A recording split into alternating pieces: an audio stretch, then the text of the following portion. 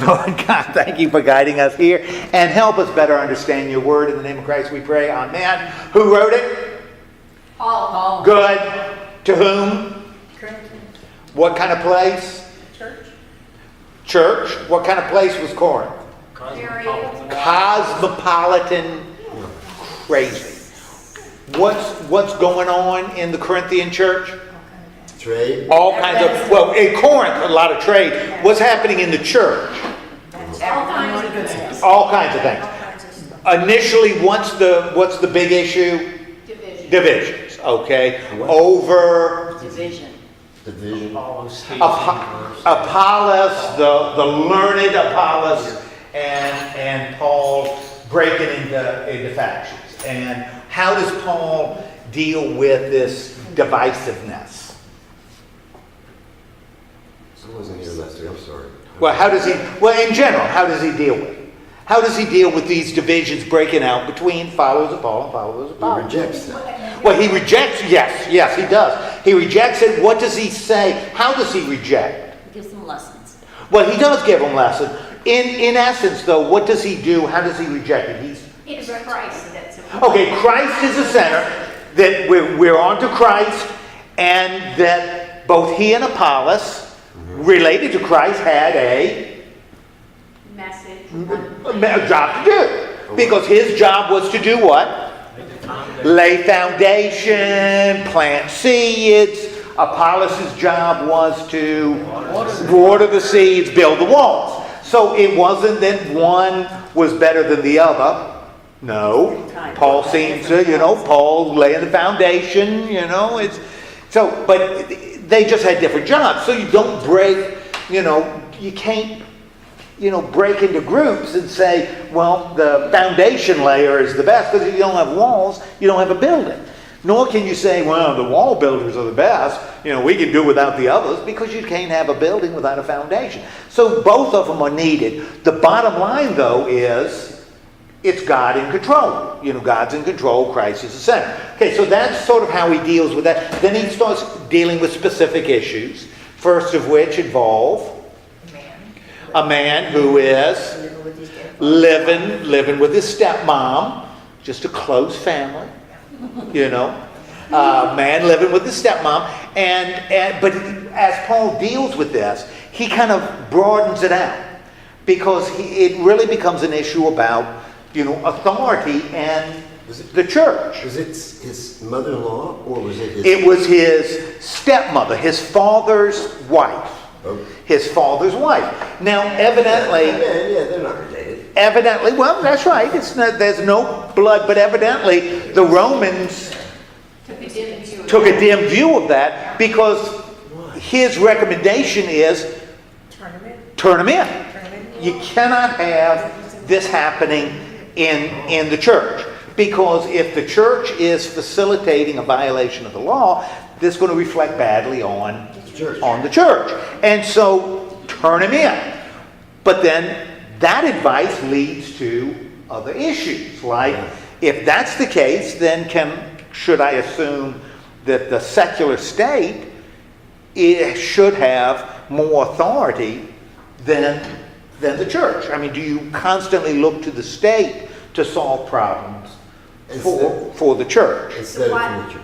Yeah, and what was the wise leadership in the church should be able to handle it. It should not be going to non-believers in legal systems. Well, that's that shouldn't be the way. And he gives examples like what's happening evidently in this church.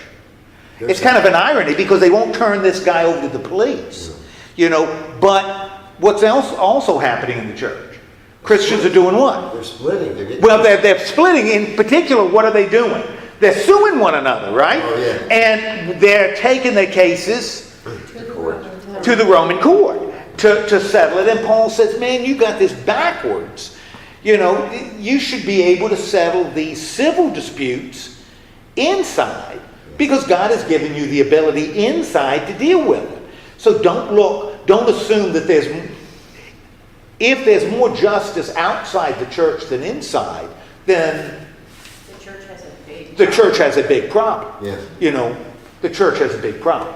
and that's not good. So he deals with how do you deal with these internal problems. That's what he's heard about. Then he starts responding to questions that the Corinthians had. And we looked at it last week. And what was the issue last week? Marital marriage. Boy, that went on forever. I don't know about you, but it went on forever about marital relations, right?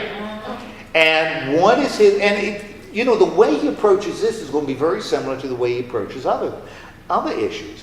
And not necessarily the way, if you take the principle and not the specifics, the principle doesn't necessarily Break what? well, it doesn't go with the way a lot of Christians read it.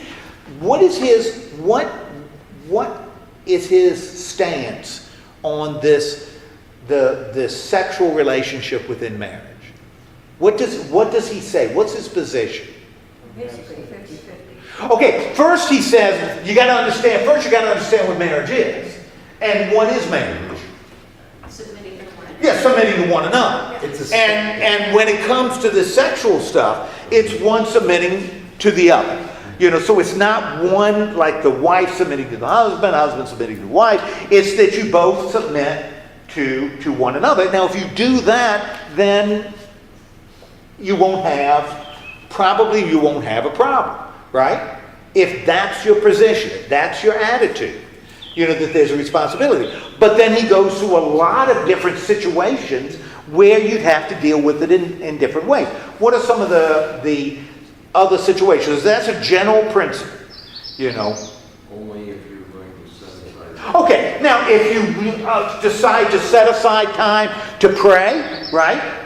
Where do you hear this bird? Is there a bird? I hear something. It's not me. There's a bird. Is there a bird? There's a bird in here? That's St. Paul. Uh-huh. He came in as a bird. Well, see, there you go. So he is somewhere. But if you agree, but for you to do that, you have to what? Pray. Well, you have to pray. That's right. If you agree to set this aside, again, it wants to be very clear that there's not a nobility in just being abstinent. This doesn't make you a better person, like the Greeks would say. That doesn't do it. You got to do something with it, right? And one can't come home and announce, oh, by the way, we're abstaining for the next 5 years so that we can pray. You can't do that. The only way you can do it is mutual, that you decide to do it together. I knew it was somebody doing that. It's not me, it's my alarm clock. I knew it. 6:52 is what time I get up, but this is for PM. I'm so sorry. I knew it. Look, when I hear that, though, when I'm going to sleep and I hear that, it ain't birds. What is it? Bats? It is bats. Oh, I know. It's bats. We had 26 in our trailer at one time. Did you? We've had quite a few. No mosquitoes. What's that? Yeah, that's true. No mosquitoes. No mosquitoes. Well, and bats are a real problem because exterminators aren't allowed to kill them. So if you got bats in your house, you go on an exterminator, they won't kill them. We just waited until the time came for them to leave, and then he cleaned it all out and put wire up so they didn't come back. We have bats in the attic, or we had bats. I haven't seen them in a couple of years. But an exterminator won't do it. They'll say, we'll trap them, but you got to find out where they're leaving. And a bat can leave, get out of a space that small. How you find it, I don't know how you do it. But we'll trap them and take them somewhere, but we can't get it. He said, now you can kill them, but we can't. And so I have, But they're very beneficial creatures. not when they're in your bedroom, Well, I've had flying around in your I bedroom. have experienced that. You just take a dishcloth and go, and then you take. Oh, better than that. Shut the whole thing off. Better than that. That's what I've been. I have got my tennis racket. That's my bat tennis racket. When that thing flies by, boom, Nice. boom, yeah. Oh, yeah.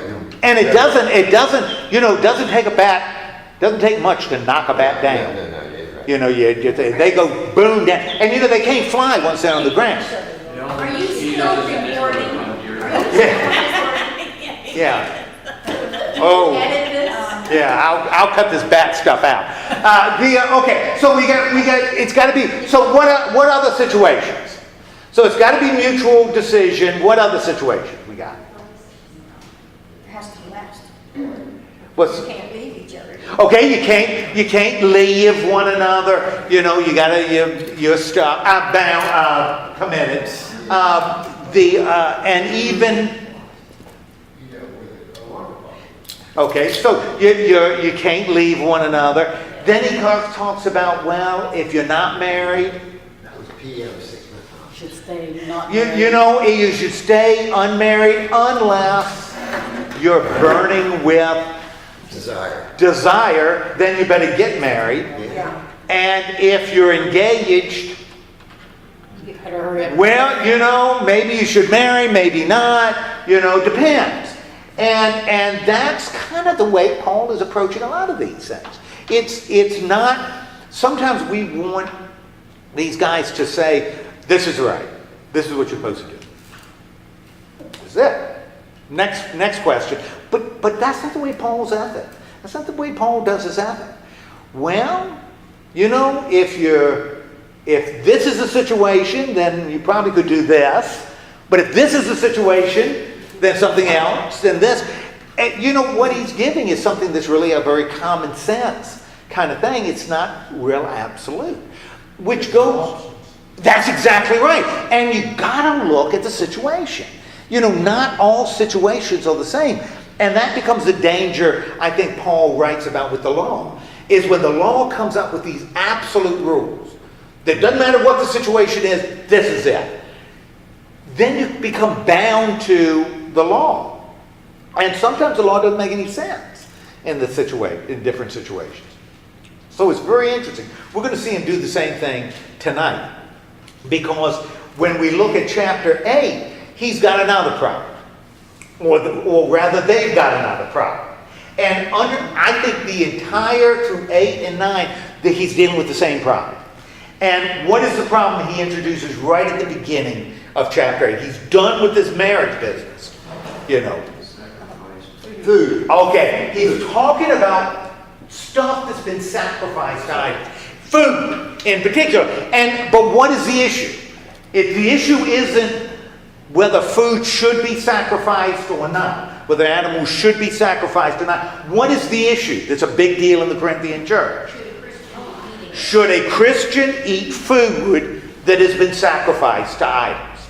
Okay? Now, what would be the sort of the cultural context in which this is found? I mean, what's going on that would even lead this all these to be an temples issue? in Corinth, you know, it's like the Knights of the Columbus, VFW, and all, you know, they're all having a nice festival for Friday Fish or whatever, and so it's like, oh, the other guys are doing it down the road. Why can't we have Well, it? and you know, if you're sacrificing to an idol, and they're doing it in temples, understand they're also civic, you know, celebrations, like a Corinthian 4th of July picnic that everybody's expected to attend. One of the things that's interesting with the Romans is the Romans were concerned about what? What was the big Roman concern? Taxes and law and order. Taxes and law and order, because law and order is good for taxes. You know, so you don't want trouble. You wanted money. And so the Romans did not care who you worshiped. The Romans could care less who you worshiped, as long as whoever you worshiped didn't cause trouble. You know, they just don't want trouble. And so what they would have, and since you had people speaking different languages, what brought these communities together were these civic sacrifice, where they sacrificed to all the gods. You know, that's why in the center of Rome, there's a temple, still there in the middle of Rome, called the Pantheon. And what does the word Pantheon mean? Many gods. Many gods. Pan means many, Theos means God. The pantheon meant the temple for many gods. And they had statues of all these gods there. And they would have no trouble putting a statue of Jesus right there. Right there or between Isis and right next to Isis, because they do it in alphabetical order. But so you got Jesus sitting there, right? And they're cool with that. All right? And you'd have these civic things where they sacrificed all the gods, including the emperor, often, later, certainly. You know, the part of the emperor brings the empire together. This is something we all share. We may have different religions, but we share this. Like Rick says, you got temples that are doing their own sacrifices. Now, if you're sacrificing to God, what kind of animal are you bringing to sacrifice? Yeah, perfect. Are you going to bring the scrawny thing in the flock? No. Heck no. You're bringing the good stuff, right?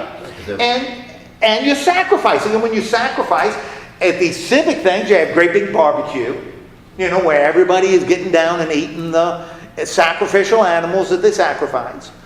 Or a lot of the temples had these butcher shops. They really did. Connected to the temple. Because they were doing sacrifices all the time. Once you sacrifice, what are you going to do? Eat it. Went to the meat market. Yeah, so you sold it in the little butcher shop. Now, so you had this real issue. Christians are going to be persecuted. The first reason Christians are going to be persecuted by the Romans, the primary reason they're going to be persecuted, has nothing to do with the fact that they worship Jesus. They got no trouble with a group worshiping Jesus. Their problem is Christians wouldn't participate in these civic celebrations where everybody worshiped everybody else's God. Christians wouldn't do it, and the Romans said Christians were Troublemakers. unpatriotic. Yeah. We're troublemakers. We're unpatriotic. Sort of like, you know, Christians did to the Jehovah's Witnesses during World War II. And the Jehovah's Witnesses wouldn't salute the flag, and so they were arrested. Some were arrested, you know, because they weren't patriotic. You got to do it. You know, and the Jehovah's Witnesses said, I'm going to do it based on my religion. And they got into trouble. The Supreme Court overturned it, you know, but that's what happened to Christians. You know, they were troublemakers. They weren't patriotic. And so evidently this is an issue in the Corinthian church. We know it must be an issue that's doing what to the church? Part of the division. Okay, it's part of the division. Now, as Paul starts dealing with this issue, where does he start? Because he's going to put all of this in a certain context, which I think is really, really important. You know, and he's going to come back to it in the future. But he puts it all in a context. The unmarried. What does he say? Well, we're done with marriage. And really, you know, with the marriage, it had more, the context was sort of this mutual sharing. A mutual submission. You know, the other one we talked about had to do with authority. You know, who really has authority? Does the church have authority over itself, or does the secular state? Well, sometimes when there's a criminal law being violated, sure, the state does. In other cases, the church does. So he's dealt sort of he broadens these out into a bigger issue. What does he, as he starts his discussion, in what context? What does he mention early? Okay, well, yes, he uses knowledge. Boom. Didn't hear it. Knowledge. You look at that, you look at the first verse. That all of us possess knowledge. So this whole discussion is being put in this knowledge. Because he's going to contrast knowledge with something else. What do you think, even before we look at it, what do you think he's going to contrast knowledge with? What do you think? I looked. Well, you look, so you can't say anything. What do you think? I said conscience. Well, conscience, okay, knowledge, conscience. What about conscience? Self-control, weakness. I can't get that. That would be a good one. He doesn't use that. If you said knowledge is here, what might be the other side? Boy, I value knowledge. Knowledge is the most important thing. What would be maybe on the other side? I can't read, but that doesn't matter. Is it that? Well, it had, okay, if I can't read, what might I be doing that I put on a high level, that I value highly? You agree? Okay, truth, and in particular truth evidenced by love. Because the truth is love. You know, that's what we're focused with God. So we got this, the folks, knowledge folks here, and, you know, well, I know I can do it. And then Paul says, well, you understand there's something more important than knowledge. You know, knowledge ain't bad, but there's something more important. Yeah, and it's going to be the truth, and God is truth, and God is love. So it's going to be sort of this, how do I feel compassion for others? Is going to be higher than I know I can do it.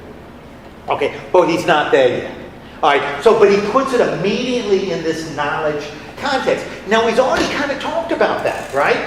So as soon as we see knowledge, we start thinking, Because remember, he contrasted, you know, Apollos with his learned, you know, coming with wise words and eloquent speech, and he is really basic. So he's kind of put knowledge, even though knowledge people would say, oh, smart people are high, you know, held in high esteem. Paul kind of knocked some of the slacks underneath them, out from underneath them. You know, kind of dropped them a little bit, at least on the same level as everybody else. Okay, so we got this. Now, what does he say about knowledge? It puffs up. Knowledge puffs up. General, what do you think puffs up mean? Right. Yeah, well, yeah, I know. I'm smart. I know it. Arrogance. I know it all. It brings around arrogance. Yeah. I know that. All right, I know that. Very You good. may not, Very but I good. know. I'm better. Yeah, well, I know that too. Oh. Knowledge tends to puff up. Yeah. What does he contrast? Love builds up. So we got this contrast between love. Love is looking to build up. Doesn't know what yet, because he hadn't told us. But love is looking to build things up. Knowledge is just looking to inflate, you know, big head. You know, you get a big head. Okay. And so, but he wants to, now what does he say about, what's his opinion about those who claim to know? There's stuff they don't know. You know, there's stuff that they don't know, right? Now, again, he's contrasting knowledge with love. What is it that they should know? What is really important? Love. Love, in particular, God's love, right? Yes. Right, okay. So he's sort of establishing a base.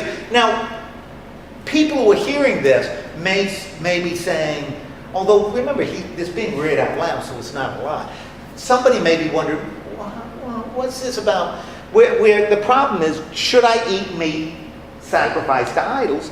And now he's talking about knowledge and love, and what does that have to do with a hamburger?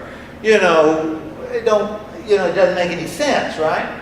And one is pumping up and the other is building up, and I really don't understand it. So he goes back to this eating meat offered to idols. And what does Paul say about eating meat offered to idols? Well, Or food? First he clarifies that an idol has no real existence. Okay. How does he clarify? He says, we know. Okay, so now he's going to talk about knowledge. You know, all right. I've already said knowledge is here, love is here. Yeah. Love is here. Knowledge is here. Knowledge carries a lot of negatives, has a lot of negative potential. You know, love is right here. Knowledge puffs out, love builds up. Okay, already established that. Now let's talk a little bit about Talking knowledge. about one's the heart and one's the mind. Sure, the head, right. Somebody said there's 18 inches between your head and your heart, but those 18 inches make all the difference. Yeah. You know, so we've got love now, but he's not saying knowledge is worthless, Yeah. because right now he says we all know what? We know that I got a statue right here of Isis. Okay. I know what about that statue? She's not real. It represents nothing.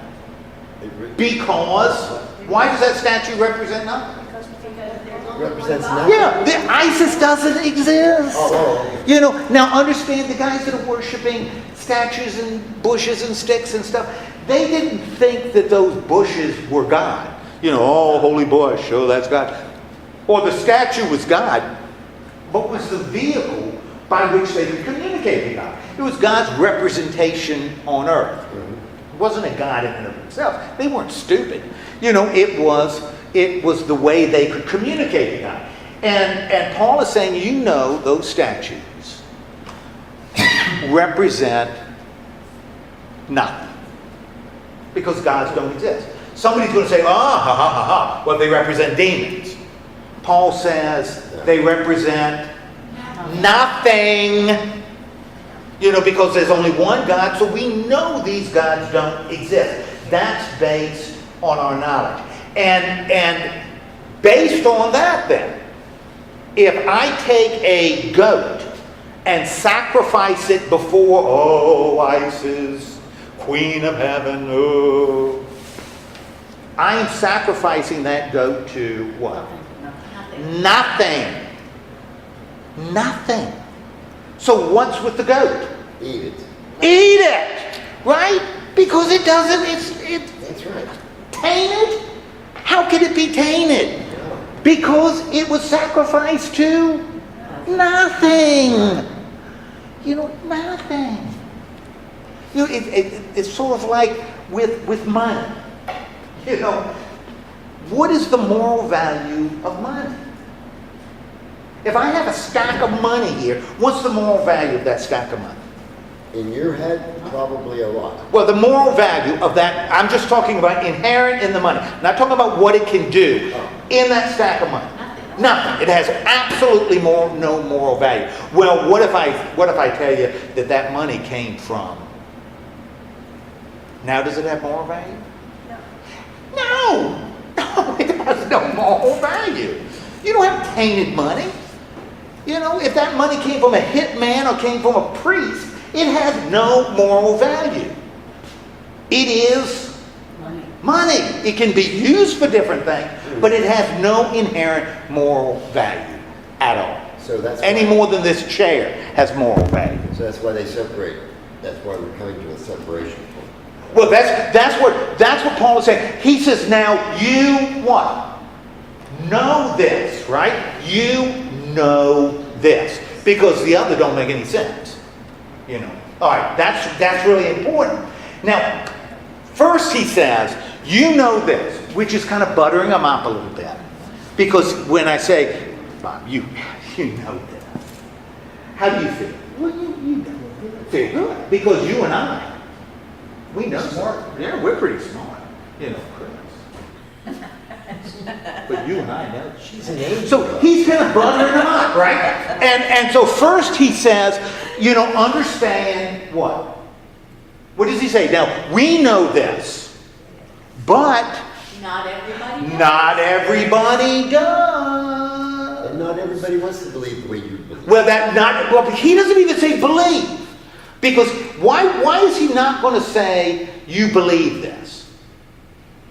Why wouldn't he say, you don't believe in God's behind the statue? Why does he say you know that those gods don't exist? Because of knowledge. Yeah, because of knowledge. This is knowledge becomes objective. Mm-hmm. Belief becomes kind of subjective. Belief is an opinion, is a decision. I trust. It's like it says in Hebrews.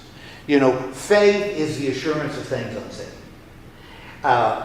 When I believe in something, when I trust in something, I am making a decision to trust. Am I 100% sure? Heck no. If I'm 100% sure, I don't need to make a decision to trust.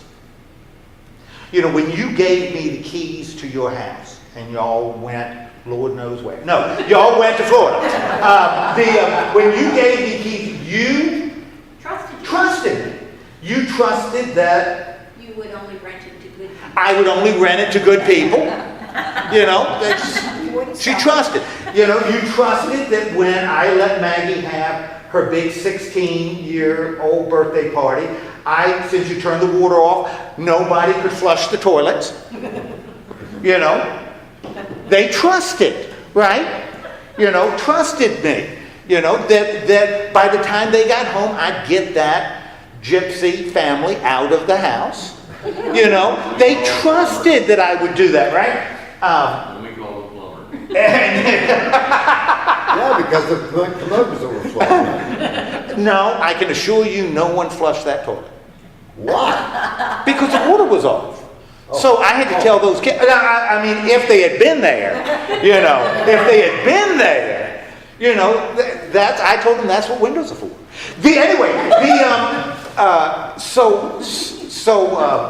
They trusted me. Now, were they 100% sure? Will they trust me next year? No. Heck no. Are they 100% sure that I will take good care of the house? Or we'll look at the house? I didn't At get least care you of were it. honest about what happened. Yeah, based on, but they made the decision to trust me. If they are 100% sure, they don't need to trust me because they know. Right. So there's a difference between knowledge and trust. And that's why he's not going to trust is a decision. And so he doesn't want to open any ambiguity. You know what you know. You know what is true. Because if you do That's that, not. if you do that, then it gets more confusing. Yeah, well, that's right. And he's saying, you know that there are no gods, which is stating what he believes. There are no gods there. He's going to say this in other places. He says it in Romans. There's just no gods there. So who cares about the meat? If there's nothing there, the meat's just meat. And if somebody is stupid enough to sacrifice it in front of a statue, then they're the dumb ones. You'd be stupid to pass up the bargain at the butcher shop. Piggly Wiggly. At the Piggly Wiggly. When they're sacrificing pig's ears. All right, but that's what he says. Now, he says, though, not everybody has that knowledge, right? And what is he getting at when he says not everybody has that knowledge? Well, the parents' fault. Some people think when you sacrifice to that idol, some people think what? Brings us closer to God. Well, they think that it affects relationship with God because what do they believe about that food being sacrificed to the idol? False gods before. What's that? That God. That's right. Somehow that God has tainted that meat. And that meat is now different. It's been spiritually infected. And therefore, if you take that spiritually infected meat home and turn it into a meatloaf and you eat it, what's happening to You're you? going to go to hell. You may go to hell. You're being spiritually affected by the meat, right? Now, that's just goofy, right? Right. That's right. Who in heaven's name believed that? There were some Evidently there. some- Well, a lot of people believed It's it. part of the culture. Absolutely. And including someone we know fairly well believed it.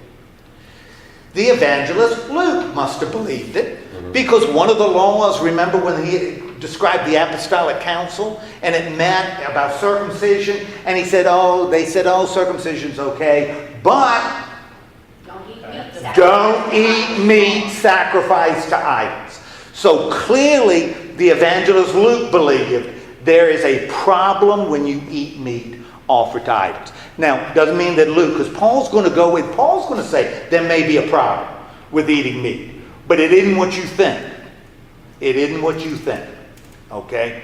But some people don't have the knowledge and they think that they're being separated from God because they ate, the meatloaf. But what about the circumcision? Did they eat that then? No. Okay. No. Who made that rule? I have no clue. But some of the stuff with more, we don't want to get into that. There's some very interesting things about circumcision, but we don't want to talk about that. The issue here then is you know it's all right, but not everybody knows that.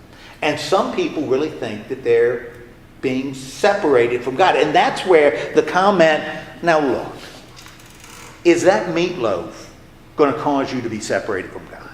No. No. Is that meatloaf going to bring you closer to God? No. You know what it is? It's meatloaf. It's not going to bring you, I'll guarantee you, my mother-in-law's meatloaf didn't bring me closer to God.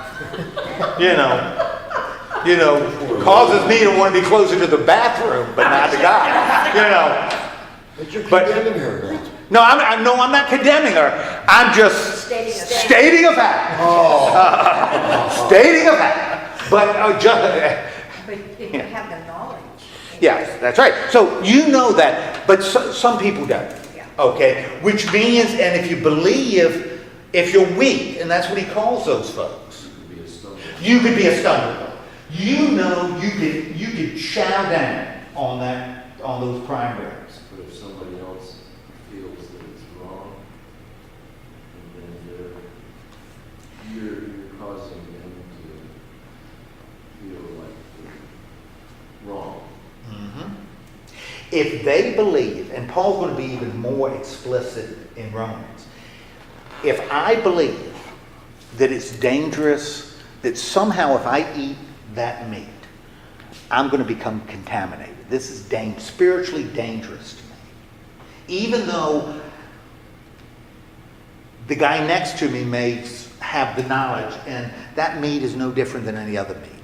If I think it does, that it has some kind of power or somehow tainted, You have a right to you know. Well, that's right. If I think that because I don't have knowledge, Paul's not going to say, "Oh, well, both views are equally valid." No, this guy's right. I'm weak. Yeah. You know, I'm weak. But in my weakness, I really think that meat can screw me up. Then this guy who is strong shouldn't what? Shouldn't eat it in front of him. Well, shouldn't eat it in front of me. Shouldn't he be encouraging me to chow down? Shouldn't be trying to trick me into doing it. His job shouldn't be to sort of get me to do something that I think will really damage me, right? Because what's going to happen if the strong person does that to the weak person? You're going to have an argument. Well, you may have an argument. He says there may be something even worse than an argument. You're sinning against Christ. You know, why? Is that mortal sin? Well, what he's going to say is it's maybe even worse than an argument. What are you doing? Wounding You are wounding a person, his conscience. a person's conscience, a person What are you from doing Christ. to him? You are wounding them. There's an old Seinfeld episode, and everything goes into Seinfeld. And this was a 2-parter, so there are a lot of stuff that's going on. Where he's dating maybe you remember, Jewish girl. They go in there on Long Island or something, and Kramer gets these lobsters, and Jerry's dating this Jewish girl, and Jews, although Seinfeld will, serious Jews won't eat shellfish. It's against Jewish law. And so when they're having lobster, she says, I can't have any because it's unclean. So I'm rejecting the spiritual reasons. Now, Paul would say, it's food, for crying out loud. It's good food. It's not going to bring you closer to God. It's not going to separate you from God. It's food, for crying out loud. So that's the strong opinion. But if she feels that way, you shouldn't what?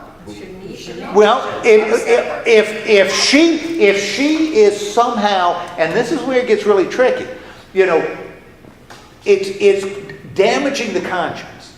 So if she's sitting there, or if I'm sitting there and I believe this food is tainted, and Ken comes in and says, boy, this hamburger, I got a great price at the Temple Butcher, at the Aphrodite Butcher shop, on this hamburger, do you want some? And I say, no, I believe that's tainted meat. If I say, go ahead and eat it, I just don't give it to me. That's your business, don't give it to me. Then is it wounding my conscience by you eating? Well, no, it's not wounding my conscience. Sure. If for some reason, and then you got to really, if I say, I won't eat it, and I don't want you to eat it either, now we're in another, we've kind of crossed the line. So, Paul isn't going to be so absolute. I've heard people say this about football on Sundays. Well, if somebody says, I don't watch football on Sundays, I pray. I don't watch football on Sundays. Does that mean you can't watch football on Sundays if you know somebody that doesn't think you should be doing it? No, that's not Paul's point. Paul doesn't say you got to follow everybody's rules. What Paul says is it wounds the conscience of another. and that's a pretty severe thing, then you shouldn't do it. And if it does wound the conscience of somebody, and they say, oh, I can't see how you'd eat that, then you step back because it ain't worth it. But if the person says, you go ahead and enjoy your burger, I won't. I'll pass. But I have a question. The situation, because this is a time of no refrigeration. Yes, The sure. time of all kind of meat problems. Right.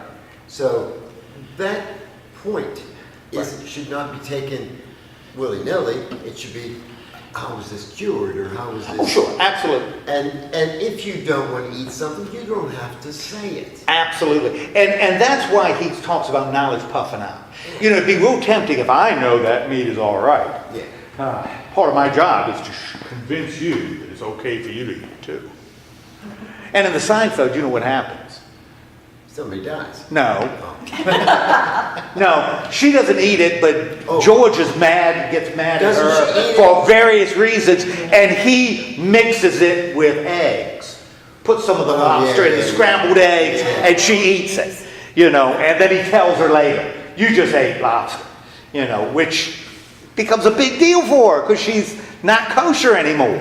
You don't do that. That's not what you do. See, I thought My the- father messed up then. He went fishing one Friday night with some friends that Oh, were yeah. Catholic, and they made hot dogs. The guys took a couple bites of hot dogs before they realized it was Friday. Right. Oh, they had a big crying fit, and they were just rolling on the ground. My dad said, I'll fix it for you. And he went over to the lake, and he dipped them a couple times in the water, and he said a couple words. He said, here you go, and they ate them. They ate them. Whoa! I'll tell you something. Those must have been good hot dogs. Well, they were kind of drunk, too. Oh, yeah. That was a sin. So, in other words, it was a spiritual experience Yes. they were having. Yeah. Okay. Baptized in fish water. He baptized. Well, my mother used to do it in boiling water. Used to baptize those hot dogs. Yeah, right in that boiling water. All right. So. I just had, sorry. Yeah, that's good. All right, so we've got the question is, even though you may know it, maybe you choose not to do it, right? Right. And now Paul shifts into like verse 13 and uses first person, right? And his point is,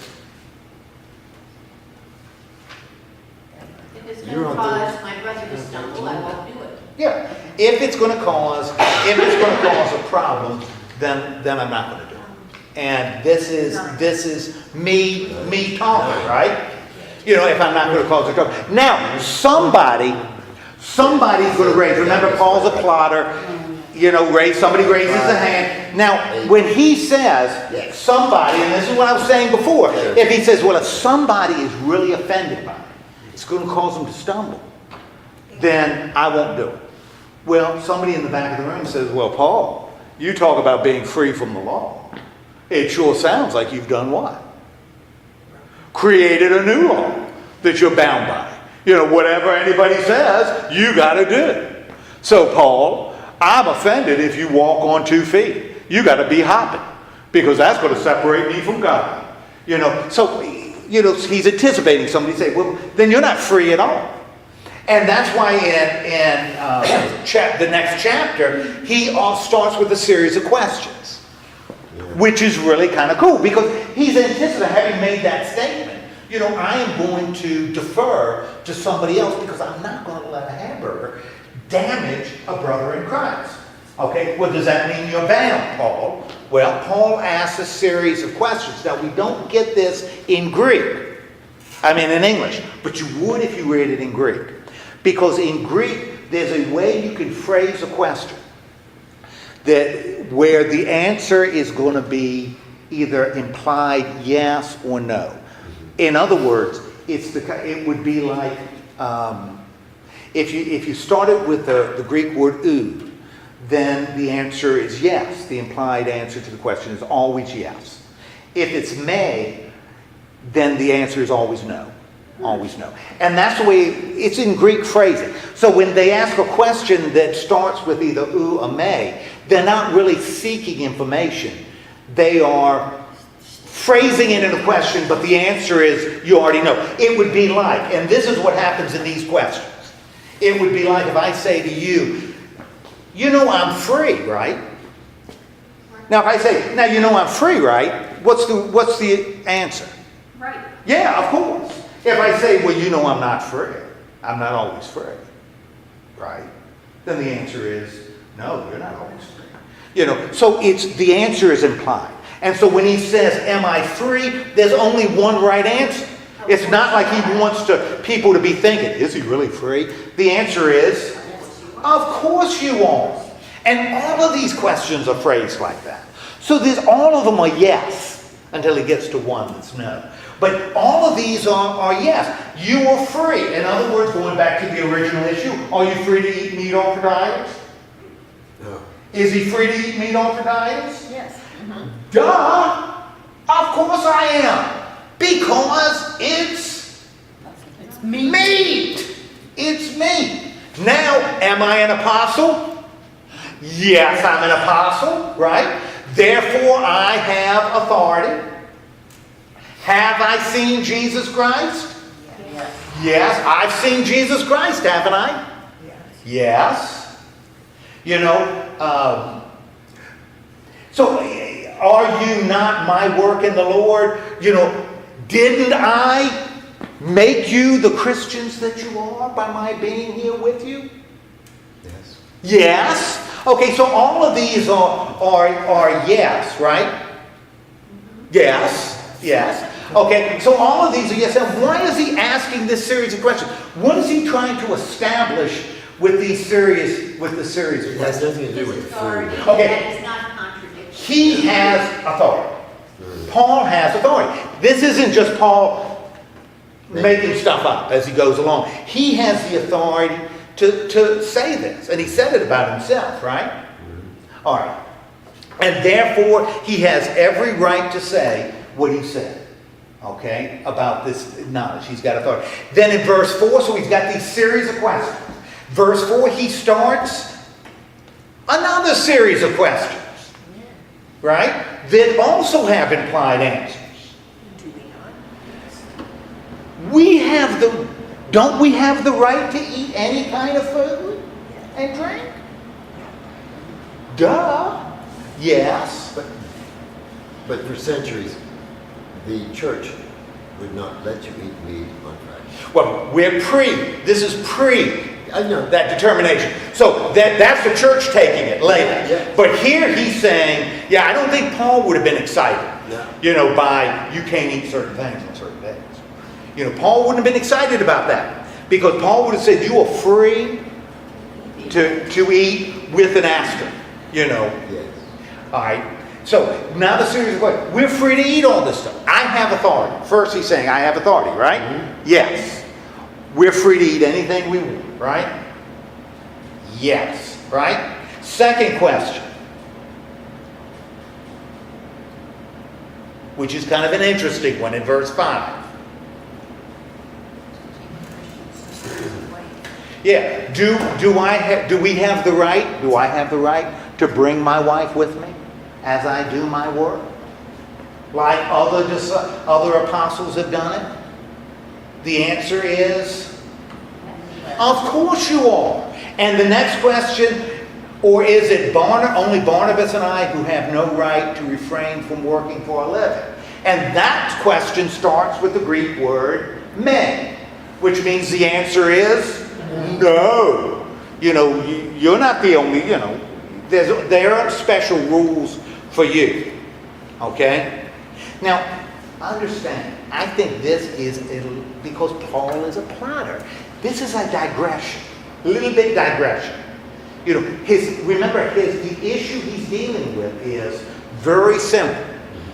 Should Christians eat meat offered to idols? That's it. That's it. Now, this is a kind of a digression as he tries to establish his authority to make a decision on this. So first he says, my background, my work with you, my relationship with Jesus gives me authority. Based on what I taught, there are certain things that we're allowed to do. Eating whatever we want is one of those. All right? he's got a right to have his wife with him if she wants to come. He also has a right to do what? Earn a living. He is not a monk. He is not, an itinerant scholar that just lives on whatever. He has every right to earn a living, right? Now he asks some more questions in verse 7. What are the next three questions? Now, it's like I said, this is like a little excursion into something else. He's sort of following his stream of consciousness. Because now he's starting to talk about work. What does he say? A soldier plants a vineyard, tends the flock, with that. And the idea is, if you're doing a job, you get a reward. Yeah. When Rick was in the Navy, when you were in the Navy, they never paid you. It was just a love of service.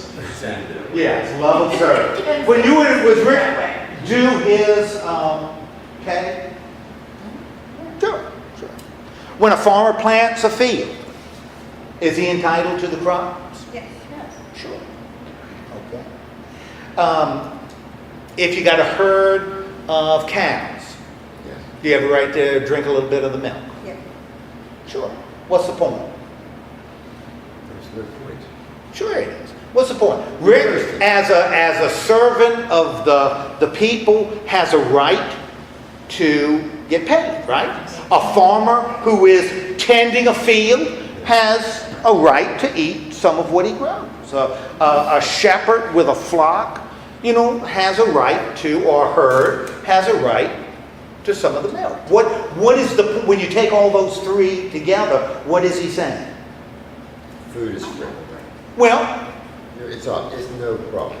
Well, it's not so much fruit is free, but You're working for it. you're working for it. If you're working, you got a right. If you're spending your time working with that herd, the owner of the cattle, they don't have a right to expect you to do it volunteer. When a soldier is in the army, the society can't assume he's doing it or she's doing it out of love of nation, therefore is volunteering their time. A worker is entitled to what?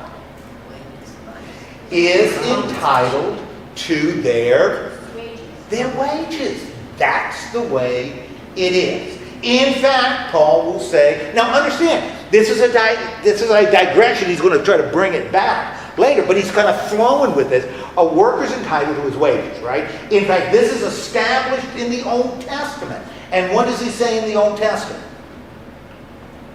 That he uses to establish that certainly workers are entitled. Don't muzzle an ox treading out. Don't muzzle an ox. Now, what's going on here with this ox in the grain? Don't muzzle an ox. You can't let him eat grain while he's working to tread it out. Remember, we've got threshing machines, right? Now. Yeah. Now, how do they separate the wheat, the seed from the chaff? By hand. Well, you did it by hand if you wanted to take a long time. Yeah, you had a treadmill or something, a grinding wheel. They would do it. So an ox could separate the seed from the husk. And while the ox is doing it, you should, because the ox is working, right? So what should you not do? Put a muzzle on him so he can't eat some of the stuff. And understand, and people that work with cattle, and I kind of learned this when I was out west. Cattle need to eat. Good hay is the hay that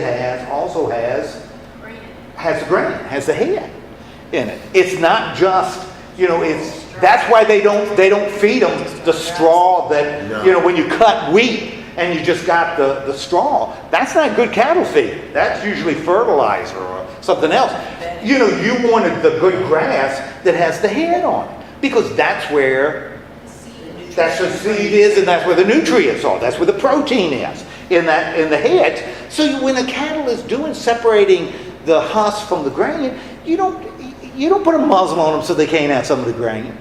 They're entitled. That's what Moses says. Now his point is, what's Paul's point? Hard ox. Yeah, we're better than ox. We're a whole lot more important than ox. And if it applies to ox, then it must apply to us. So the point is, Don't muzzle people. don't muzzle people. Don't deprive people when they're working of the fruits of their labor. They are entitled, right? So you have the right to be paid. Now, again, somehow this is when Paul gets kind of confusing, because people look at this and say, well, this is a whole new point. He's not starting a new point. He's saying, that a worker has the right to earn a living at the insurance company. You have a right to get paid. If you don't get paid, how long are you going to be helping Matt? Not long. You're going to be out of there. Now Matt isn't listening to this study, is he? You can pretty much be sure he's not. Okay, so you've got a right to be paid. Okay. Now again, you have a right to be paid. We know that. Now, even before he comes to the clincher, because he hasn't gotten there yet, how does this compare to eating meat offered to idols? Now, this seems completely different. Don't muzzle an ox so he can eat grain. A soldier has a right to be paid. A farmer has a right to eat some of the crops that he grows.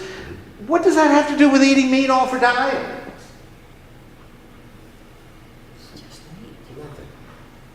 It doesn't seem to have any point, right? Think about it, though. I am. But he's going Yeah. We have, a worker has the right to his wages, right? A person has the right to eat the meat offered to idols, right? Because we know it represents nothing. nothing. Okay, people have that right to earn what they work for, to eat meat offered to idols. Okay, does Paul have that right? Does Paul have that Everyone right? does. He does. Absolutely. Paul has the right to do that. Now, this is the kicker. But, in verse 12, what does Paul say? I have the right. I have a right to earn a living as a preacher. I have a right. I have a right to expect you to feed me if I'm bringing you God's word. I have a right. What does he say in verse 12? I've chosen not to exercise. But I've chosen not to do it. I have the right to do it, but I have chosen not to. Why has he waived that right? Because he doesn't want it to be an obstacle to them knowing Christ. Now, why would it possibly be an obstacle? Paul says, I have the right to earn a living as a preacher, but I've waived it. Jeannie says he's waived it because he doesn't want it to be an obstacle. But he passed the basket around. Why might it be an obstacle? Why might it be an obstacle? Because you just told me all these things, and now all of a sudden you're asking me for money. Oh, my goodness gracious. Now, if I am here to earn, I have a right to expect you to feed me. And I share with you the truth of the gospel. If you really like what I'm sharing with you, are you going to give me something to eat? If I say you are loved by God, you are the best looking group I have ever seen, how could God have blessed me with such wonderful people? You are perceptive and God loves you and your future is absolutely secure. And some of the people you don't like, God's going to punish. God's going to get some of the people that you like the least. But you, on the other hand, God is going to take care of you eternally. Now, are you going to give me a good meal? Are you going on television? Probably. Are you going to give me a good meal? Probably. You going to contribute? Well, most likely. Okay. If I say to you, you know, your lifestyles are screwed up. You are not displaying love. You are not taking care of the very people who need to be taken care of. You have allowed your secular prejudices to interfere with your relationship with God. And if that doesn't change, friends, you are in big trouble. You're not going to feed me anything.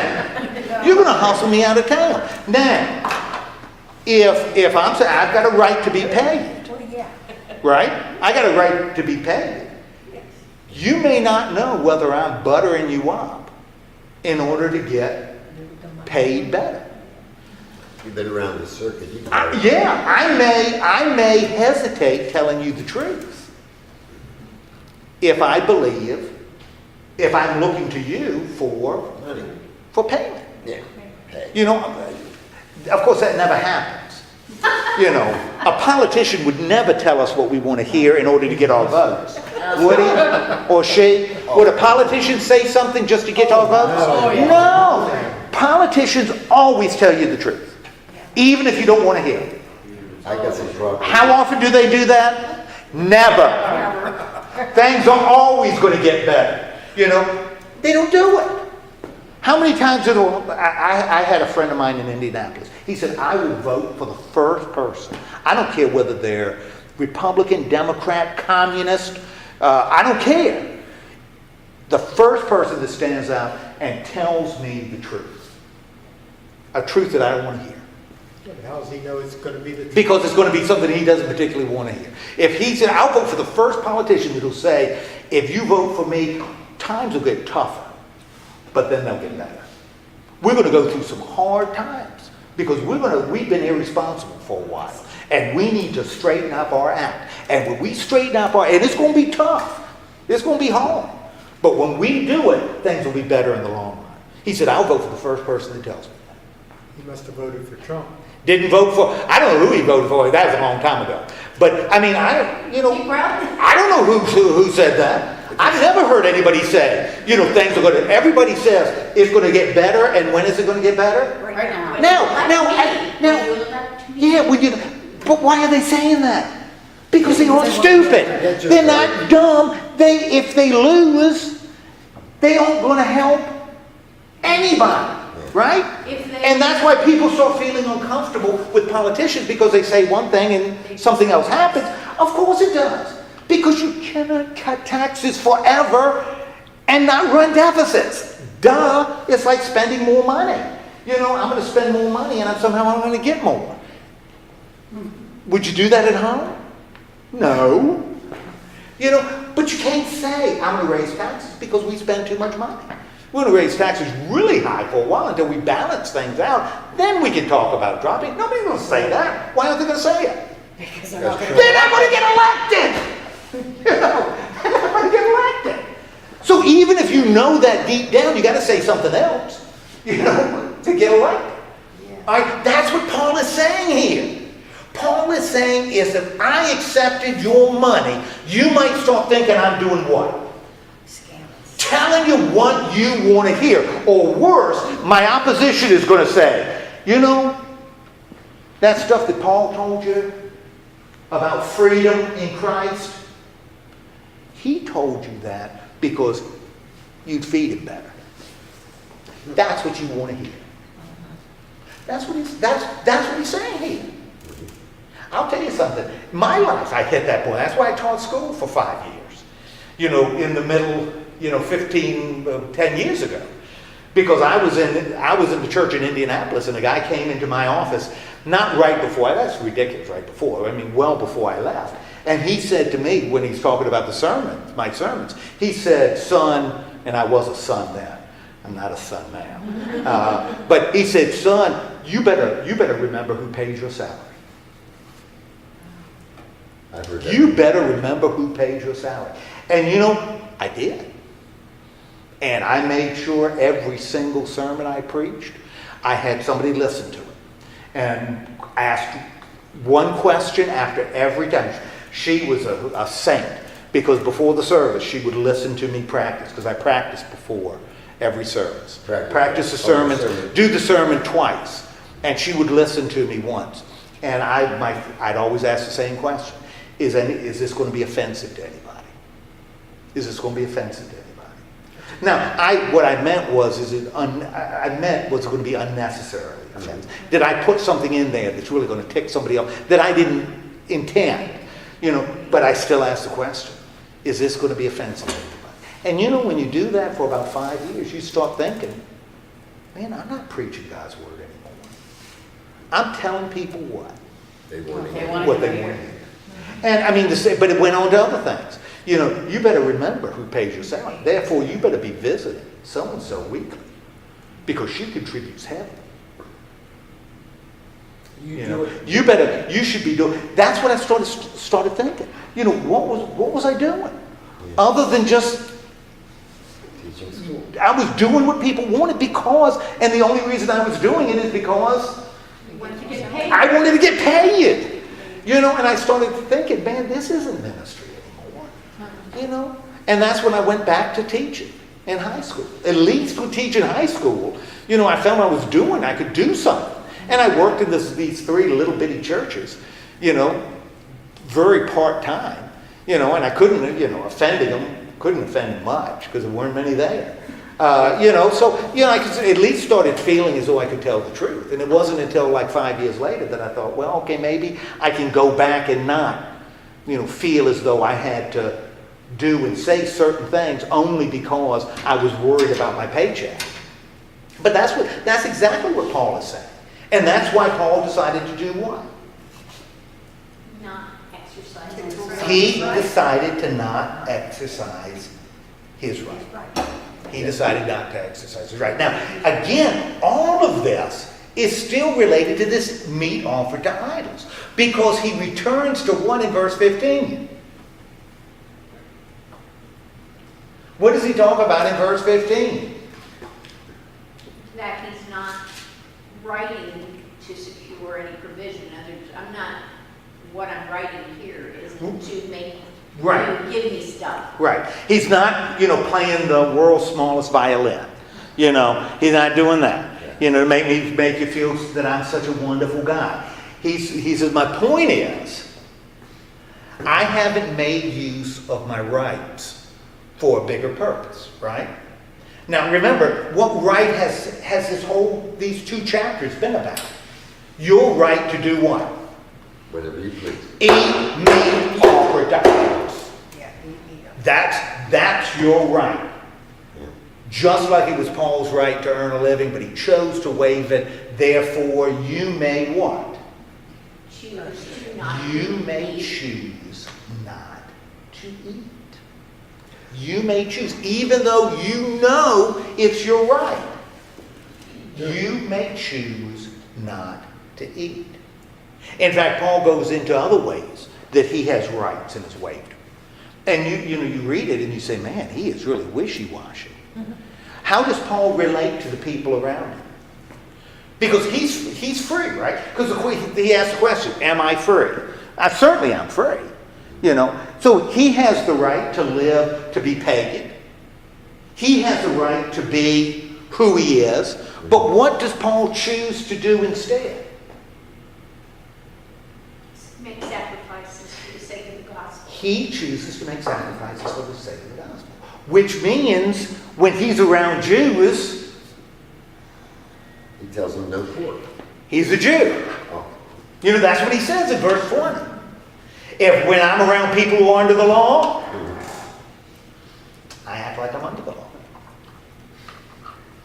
What is the purpose? Why is he doing that? I have become all things to all I have people, become all things to all people. Why? that by all means I might save some. So what if all of this is related to this thing about eating meat offered to idols? What's his point? Although we've got some huge things here. Principles that we can apply to areas a whole lot different than eating meat offered to idols, which I don't know that you could buy nowadays. I don't know where you Idle go. meat. Maybe to Piggly Wiggly or Yes. Kroger. Shop and Save. I think Shop and Save has a section. Meat offered idols. I think it does. What is it? No, you can get them online. You can get it online. There's a place through Amazon you can get it. Meat, idle meat. But mainly the idle meat are from animals that are just sort of hanging around. They don't do much. They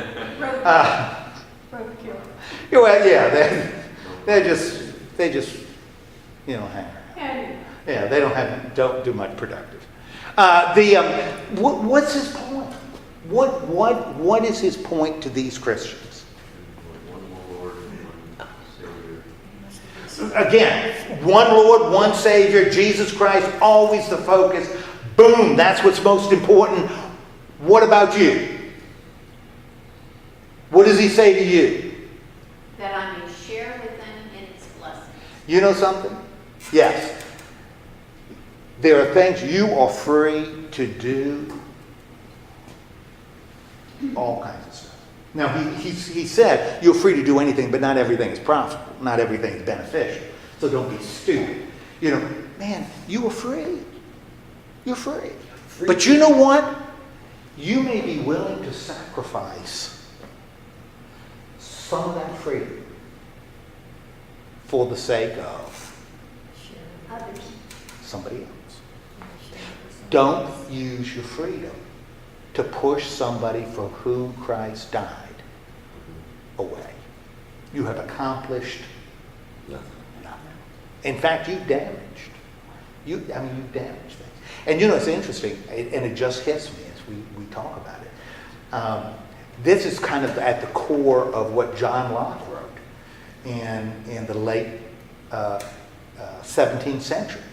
John Locke, the sort of the philosophical basis for the United States, a British philosopher, but it was his ideas that are sort of the grounding of what's called liberal democracies, which is what we are. What John Locke said, he was the one that said we have three fundamental rights. And Thomas Jefferson was a disciple of John Locke. And so we see it in the Declaration of Independence. We have three fundamental rights. Inalienable rights. These are rights given to us by God. They're rights that we possess. They're not rights that the government gives us. We possess them. He says we have three. What were the three? Life, liberty. Now, pursuit of happiness is wonderful, but that's not Jefferson. He was part of yes, indeed. He was part of a committee that also included Ben Franklin and John Adams and Roger Sherman and John Livingston, a committee. And so when he wrote it, they reviewed it and made changes. And Jefferson, in his version, his first, before it was edited, and then Congress edited it, but he did the three of Locke, because Locke said we have three fundamental rights. We have the right of life. We have the right, which means we have the right to exist, to live. Nobody has a right to take our lives away. We have the right of liberty. We have the right to choose to do whatever we choose to do. Right. This is a right innate in human beings. And we have the right to, the third one? Property. What? Property. Right to property. Property. We have the right to own whatever we want to own. And, Well, that would have muddied the water. yeah, well, the reason it was changed was because it didn't sound inspiring. And Franklin wanted this to be an inspiring document, and life, liberty, and property wasn't going to be inspiring. No. But life, liberty, and the pursuit of happiness, that seems to be inspiring. But life, liberty, and property. Now, but Locke says we all have those fundamental rights. But we can't live as a society with everybody having those three rights. Because there are going to be times when my right to property is going to butt up to your right to property. And my right to liberty is going to compromise your right to liberty. If I'm free to do anything I want, and you're free to do anything you want, sometimes yeah, that may be a problem. And what Locke says is this is what societies do. People get together and decide to sacrifice some of their rights in order for society to work together. So I'm willing to say, Locke would say, God has given me the right to shoot you if I want, to kill you if I want. But a society can't exist with that. Therefore, societies come together and say, murder's illegal. Even though that is reducing my liberty, it's enabling us to live together in a society. You know, I have a right to property, mine and yours. You know, I have the right to any property I want to possess. But you can't live together. So we make rules that limit our right to property. And that's what John Locke said. That's the whole basis of the social contract. You know, we make a social contract and compromise these innate rights we have. Paul is saying the exact same thing here. You know, that we have freedom.